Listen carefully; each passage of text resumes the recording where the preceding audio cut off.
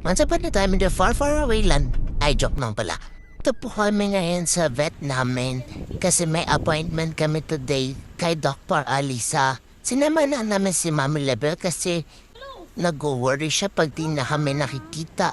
Nag-wait lang kami ng konti sa labas tapos pinapasok na rin kami. Kailangan namin i-wait si Doc Alisa kasi meron pa siyang ibang patient. So si Mami Lebel tinitingnan muna na kung safe yung lugar. Tapos na nga. Tapos na si Doc Alisa and then kami na nasa appointment, tinimbang lang ako ni Kuya. Tapos nagkwento sila ni Mami konti. May kinuha si Kuya, kinakabahan na ako ano kaya yung kinuha niya.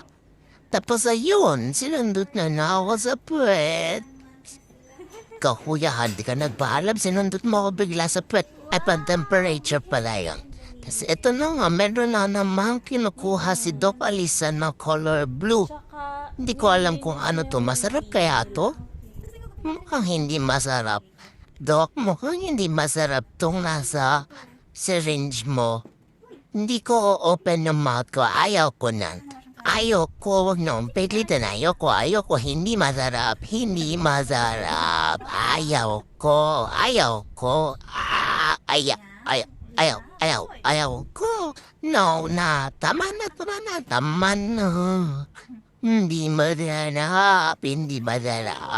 Ayaw ko na. Ayaw na. At ayan na nga, brinasa na nga nila ako para matapos na kami. Ay, hindi masarap talaga, Doc. Ayaw ko na nito. Hindi masarap. Akala ko ba 3? Tapos na. Ito pa pala, ginupitan na din ni Doc Alisa yung kuko para daw masanay ako sa grooming. Pero si Mami Rebel, mukhang worried siya sa ginagawa sa amin. Tapos si Tora naman no, next. And then, chinek na ni Kuya ang temperature na. Mukhang hindi siya na gusto yung ginagawa sa kanya ni Kuya. Tapos humingi siya ng tulong sa Mami namin. Ayan o, hawakan daw ni Mami yung kamay niya. Kasi natatakot siya. Mami, hawakan mo kamay ko. Ayan, hawakan mo Mami. Tapos ito na nga, may kinuha na din na ipapainom si Doc Alisa. Mukhang nasarapan si Tora pero bakit sa akin ibang lasa? Bakit ganon? May favoritism agad? Mukhang masarap Bakit sa kanya mukhang masarap? Yung akin hindi.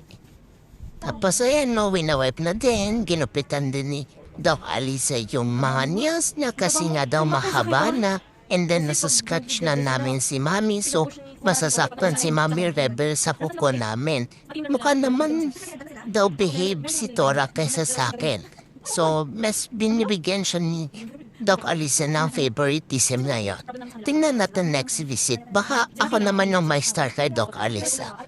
Pero for now, si Tora muna daw yung star ng visit namin sabi. Sabi ni Mami, let's go na. Pero ang tagal-tagal na pa sumakay sa sasakyan.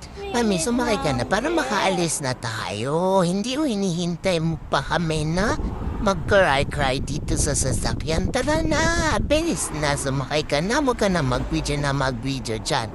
Si Kuma na nga magdadrive o ayan o, nag-drive na si Kuma. Bye ka!